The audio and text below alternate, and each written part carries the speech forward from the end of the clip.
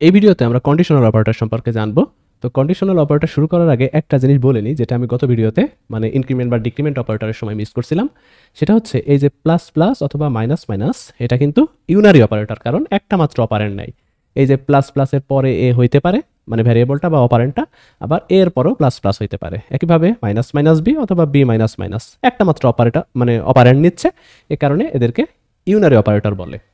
তো ঠিক আছে, এখন আমরা শুরু করব হচ্ছে কন্ডিশনাল অপারেটর, যেটা অত্যন্ত গুরুত্বপূর্ণ টপিক এই সেন্সে যে বিভিন্ন কন্ডিশন আমাদের লিখতে হয় এবং কন্ডিশন অনেক সময় শর্ট করার জন্য, মানে কন্ডিশন লেখার সময় বড় হয়ে যায়, তো শর্ট করার জন্য এই কন্ডিশনাল অপারেটর ব্যবহার করা হয়। বাট বেশি কমপ্লেক্স আসলে কন্ডিশন এই কন্ডিশনাল অপারেটর লেখা হয় না, ঠিক আছে, কারণ এটা একটু কমপ্লিকেটেড হয়ে যায়। আসলে প্রোগ্রামার নিজেরই মানে বুঝতে অনেক সময় লাগে, একটু পরে বুঝবেন আমি কি বলতে চাচ্ছি। তো আসেন এটা সিনট্যাক্সটা প্রথমে আমরা দেখি, কন্ডিশনাল অপারেটর আমাদের কিভাবে লিখতে হয়। এটা হচ্ছে টার্নারি অপারেটর। সি প্রোগ্রামিং ল্যাঙ্গুয়েজে একমাত্র টার্নারি অপারেটরই হচ্ছে কন্ডিশনাল অপারেটর, ঠিক আছে। তো এটা তিনটা অপারেন্ট নিবে, সিম্পল। এখানে একটা অপারেন্ট নিবে, তারপরে একটা জিজ্ঞাসা চিহ্ন, তারপরে একটা অপারেন্ট, তারপরে কোলন, তারপরে আবার একটা অপারেন্ট, ঠিক আছে। এই হচ্ছে এর সিনট্যাক্স। তো আমি একটু লিখে দিই, এইখানে কি বসবে, এইখানে বসবে হচ্ছে কন্ডিশনটা। তো আপনি যে কন্ডিশনটা অ্যাপ্লাই করতে চাচ্ছেন সেই কন্ডিশনটা এখানে বসবে। কন্ডিশনটা যদি সত্য হয় তাহলে এই যে কোলনের আগে যেটা দিচ্ছেন এইটার কাজ হবে, তার মানে ট্রু হলে এটার কাজ হবে। এবং ট্রু ফলস কেমনে হয় এটা কিন্তু রিলেশনাল অপারেটর, লজিক্যাল অপারেটর, অনেক বিষয়াদি আমরা দেখছি, তাই না। তো সেই কন্ডিশন আমরা এখানে লিখবো, সেই কন্ডিশনটা সত্য হলে এখানকার কাজ হবে, আর যদি কন্ডিশন মিথ্যা হয় তাহলে এখানকার কাজ হবে। তো এই হচ্ছে আইডিয়া। এখন কি কাজ হবে, খুবই সিম্পল।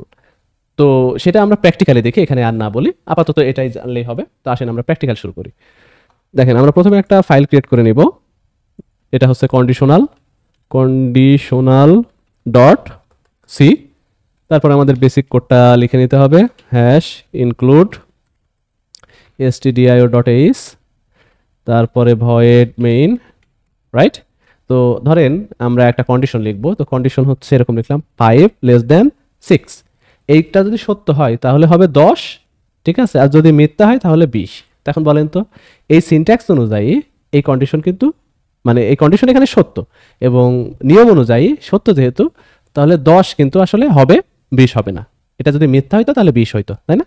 এখন কি হবে, এটা হবে হচ্ছে যে এইটা একটা শর্তের ভিত্তিতে 10 অথবা 20 অ্যাসাইন হবে। কোথায় অ্যাসাইন হবে, একটা ভ্যারিয়েবলে। এই ভ্যারিয়েবলটা আমরা লিখে নিচ্ছি, ধরেন যে ইন্ট ভি ইকুয়াল টু এইটা। তার মানে আমি একটা শর্তের ভিত্তিতে ভ্যারিয়েবলে ভ্যালু অ্যাসাইন করতেছি। শর্ত সত্য হলে 10 অ্যাসাইন হবে, মিথ্যা হলে 20 অ্যাসাইন হবে। তো আমরা জাস্ট এই ভ্যারিয়েবলের ভ্যালুটা একটু প্রিন্ট করে দেখব যে সব ঠিকঠাক আছে কিনা, ঠিক আছে। Print F %d backslash n, তারপরে ধরেন যে ভি আমরা দিয়ে দিলাম এই। এখন জাস্ট আমরা এই কোডটাকে কম্পাইল রান করব। তো জিসিসি এটা ছিল হচ্ছে কন্ডিশনাল ডট সি, এটা আমাদের কম্পাইলেশন সাকসেসফুল, দেন রান করেন, দেখেন 10, তার মানে 10 অ্যাসাইন হয়েছে। এখন আমরা জাস্ট এটাকে একটু ঘুরাই দিব, 5 গ্রেটার দ্যান 6।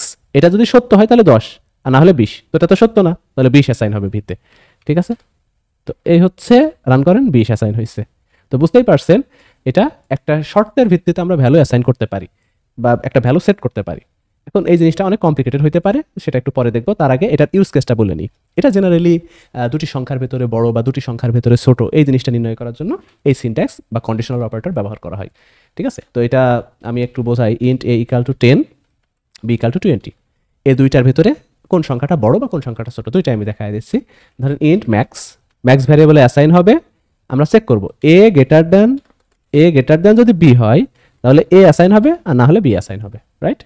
খুবই সহজ কিন্তু, যে a যদি b এর থেকে বড় হয়, ঠিক আছে, তাহলে a এর মান ম্যাক্সে আসবে, আর যদি না হয় তাহলে b এর মান ম্যাক্সে আসবে। মানে a যদি বড় না হয়, তার মানে যেটা বড় হবে সেই মানটাই কিন্তু ম্যাক্সে আসবে। a বড় হলে a, আর a যদি বড় না হয় সেক্ষেত্রে b, ঠিক আছে। তাহলে এই হচ্ছে ম্যাক্সের কনসেপ্ট। এখন ইন্ট মিন ভ্যারিয়েবলে a যদি লেস দ্যান b হয়, ঠিক আছে, a যদি b এর থেকে ছোট হয় তাহলে a অ্যাসাইন হবে, আর যদি না হয় সেক্ষেত্রে b অ্যাসাইন হবে, ঠিক আছে। তো এই হচ্ছে আইডিয়া। তাহলে আমরা কিন্তু খুব ইজিলি একটা লাইনের সাহায্যেই দুইটা সংখ্যার ভিতরে বড় বা ছোট নির্ণয় করতে পারি। এখন আমরা জাস্ট এখানে ম্যাক্স ইকাল টু, এটা হচ্ছে ম্যাক্স, এবং আমরা আরেকটা ভ্যারিয়েবলে আমরা মিন রাখছি, তো মিন, এটা হচ্ছে মিন, রাইট। এখন জাস্ট আমরা কোডকে কম্পাইল রান করব। দেখেন ম্যাক্স হচ্ছে 20, মিন হচ্ছে 10। দুইটা সংখ্যার ভিতরে কোনটা বড় কোনটা ছোট সেটা কিন্তু আমরা নির্ণয় করে ফেললাম। তো এই হচ্ছে বেসিক আইডিয়া একটা কন্ডিশনাল অপারেটরের। কিন্তু এই কন্ডিশনাল অপারেটর অনেক কমপ্লিকেটেড হতে পারে। কোন সেন্সে, এটা হচ্ছে আমি এই কন্ডিশনের ভিত্তিতে এখানে এই ভ্যালুটা এখানে অ্যাসাইন করতেছি, বাট এরকম হতে পারে এই ভ্যালু যেটা এখানে অ্যাসাইন হচ্ছে সেখানে ভ্যালু না, সেখানে আবারও একটা কন্ডিশন, এই ঘটনা কিন্তু ঘটতে পারে। ঠিক আছে, তো সেটা আমরা জাস্ট এখন একটু প্র্যাকটিক্যালি দেখব। সেটা দেখার জন্য আমরা জাস্ট 3টা সংখ্যা নিব, ধরেন যে 10, 20, 30।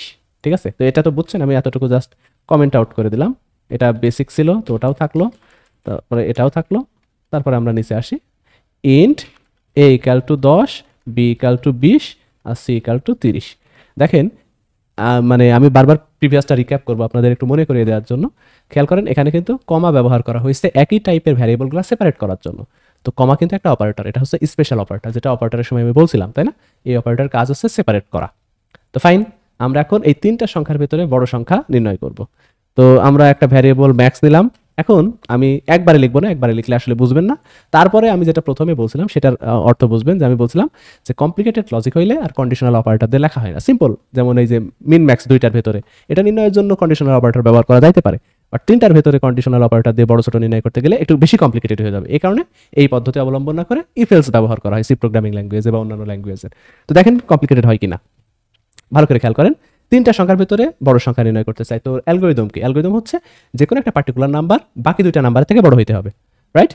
তো এটা আমি কিভাবে লিখতে পারি, বিভিন্ন ওয়ে আছে। আমি জাস্ট মানে অপারেটর, বেশি অপারেটরের হেল্প না নিয়ে সিম্পল ওয়েতে লিখতেছি, সিম্পল বাট কমপ্লেক্স। দেখেন এ যদি, আপনি ব্র্যাকেট না দিলেও সমস্যা নেই, এ যদি গ্রেটার দ্যান বি হয়, ঠিক আছে, এ যদি বি এর থেকে বড় হয়, তার মানে এ বড় না, কিন্তু এ বি এর থেকে বড় হইলে আবার এ যদি সি এর থেকে বড় হয় তবেই কিন্তু এ বড়। তো আমরা ধরলাম এ বি এর থেকে বড়, ঠিক আছে, যদি হয় তাহলে আমরা এখানে কি বললাম, এখানে একটা ব্র্যাকেট দিয়ে আমরা লিখে রাখছি এ ইজ গ্রেটার দেন বি। আর এখানে মানে এই কন্ডিশন যদি সত্য হয় তাহলে অবশ্যই এই কথাটা ঠিক আছে, রাইট? আর এই কন্ডিশন যদি মিথ্যা হয় তাহলে A is less than B, right? এখন দেখেন এই হচ্ছে মোটামুটি সিনট্যাক্স, ফাইন।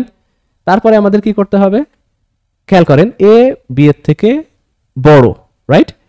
এই কন্ডিশনটা এখন আমরা ভাঙবো। এখানে কিন্তু একটা ভ্যালু অ্যাসাইন করার কথা, কিন্তু এ বি এর থেকে বড় হইলে কিন্তু এ বড় হয়ে গেল না, আবারও কন্ডিশন চেক করতে হবে এ সি এর থেকে বড় কিনা।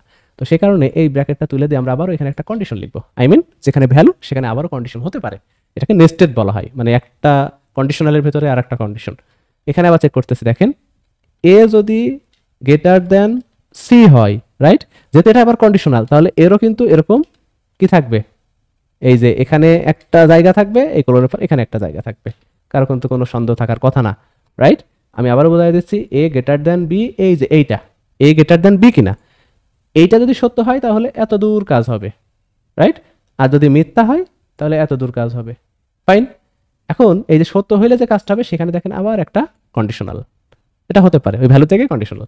তাহলে এ গ্রেটার দেন বি হইলে আবারও চেক এ গ্রেটার দেন সি কিনা, যদি আসলে এ গ্রেটার দেন সি হয় তাহলে আমরা বলতে পারি হ্যাঁ এই সব থেকে বড়, রাইট?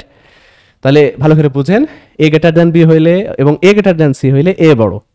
তারপরে খেয়াল করেন যদি এ গ্রেটার দেন বি হয় তাহলে ভেতরে ঢুকলো, এই কথা সত্য, এ greater than B, A B এর থেকে বড়, কিন্তু এইটা তো মিথ্যা হইতে পারে, এ সি এর থেকে বড় না। তার মানে এ কি হইলো, এ বি এর থেকে বড় কিন্তু সি এর থেকে বড় না, তার মানে সি সবার বড়। এ বি এর থেকে বড় কিন্তু সি এর থেকে আবার বড় না সে, তার মানে সি সবার বড়। তার মানে এই কন্ডিশন যদি সত্য হয় তাহলে তো এ বড়, আর এ যদি সি এর থেকেও বড় না হয় তাহলে অবশ্যই সি বড়। তো আমাদের এটা ফলস হইলে সি রিটার্ন করবে, রাইট? এই কন্ডিশনটা যদি সত্য হয় তাহলে এ, এই কন্ডিশন যদি মিথ্যা হয় তাহলে সি বড়, দ্যাটস ইট। তাহলে আমাদের এটা কিন্তু কন্ডিশনাল এই সাইড হয়ে গেল। এখন এই যে প্রথম যে কন্ডিশন লিখছিলাম সেটা যদি মিথ্যা হয়, সেটা হইলে কি হবে সেটা আমরা এখানে ফাঁকা রাখছি, এখন সেটা লিখবো। তাহলে এ যদি বি এর থেকে বড় হয় তাহলে তো ভালো, আলহামদুলিল্লাহ এটার কাজ হবে। এ যদি বি এর থেকে বড় না হয় তার মানে এ বি এর থেকে ছোট, রাইট? তাহলে কার কার কম্পেয়ার হবে এখন, এখন বি আর সি এর কম্পেয়ার হবে, এ তো বি এর থেকে ছোট, তাহলে বি আর সি এর ভিতরে আমরা এখন কম্পেয়ার করব এই জায়গাটাই, এই যে এখানে। সেটা কি, যে বি যদি গ্রেটার দেন সি হয়, আবারও এখানে একটা কন্ডিশনাল, বুঝতে পারছেন এই টোটাল ভ্যালু জায়গায় কন্ডিশনাল, বি যদি গ্রেটার দেন সি হয় তাহলে বি বড়, আর যদি না হয় তাহলে সি বড়, ঠিক আছে? তাহলে বি সি এর থেকে বড় হলে বি বড় অবশ্যই, আর যদি না হয় সেক্ষেত্রে সি বড়। দেখেন এই লাইনটা কত কমপ্লেক্স লাগতেছে। তো এটাই আমি বলতেছিলাম যে কন্ডিশনাল অপারেটর আসলে কমপ্লেক্স হতে পারে। তো দেখা যাক আমাদের সঠিক রেজাল্ট দেয় কিনা, আসলে সি বড় হওয়ার কথা এবং সেটার রেজাল্ট কত 30 হওয়ার কথা। তো printf max equal to %d, তারপরে এখানে হচ্ছে ম্যাক্স, ফাইন। এখন কোডকে কম্পাইল রান করেন, দেখেন 30, কোনো সন্দেহ নাই, আমার কোড কিন্তু ঠিকঠাক আছে, বাট অনেক কমপ্লিকেটেড লাগতেছে। তো আমি ম্যাক্সের জন্য কন্ডিশনাল অপারেটর ব্যবহার করলাম, কন্ডিশনালের ভেতরে কন্ডিশনাল, আপনি মিনিমামে বের করার ট্রাই করবেন, ঠিক আছে, এখানে এই সেম ওয়েতে। এখন আসেন এইটা বাদে বা এই এত কমপ্লিকেটেড বাদে কি কন্ডিশনাল অপারেটর লেখা যাবে? হ্যাঁ, লেখা যাবে। এত নেস্টিং করা লাগবে না, একটার ভেতরে এত এইভাবে করার দরকার নাই। আরেকটা ওয়ে রয়েছে, সেটা হচ্ছে ইন্ট ম্যাক্স। দেখেন এ গ্রেটার দ্যান বি এবং এ গ্রেটার দ্যান সি। এ যদি বি এর থেকে বড় এবং এ যদি সি এর থেকেও বড় হয় তাহলে এ বড়, রাইট? দেখেন তাহলে এই যে টোটাল কন্ডিশন, এটা যদি সত্য হয়, এই দেখেন জিজ্ঞাসার আগে, তাহলে এ বড়। আর যদি না হয়, এ বি এর থেকেও বড় না, সি এর থেকেও বড় না, এই কন্ডিশন যদি ফেইল করে কোনোভাবে, তাহলে আমাদের এই কোলনের পরের অংশের কাজ হবে। তাহলে এ বি এর থেকেও বড় না, এ সি এর থেকেও বড় না, রাইট? কোনো একটা ফেইল করছে, তাহলে এ বড় না, অফকোর্স এটা শিওর। তাহলে এখন চেক করবো বি বড় কিনা। B greater than A, right, and B greater than C.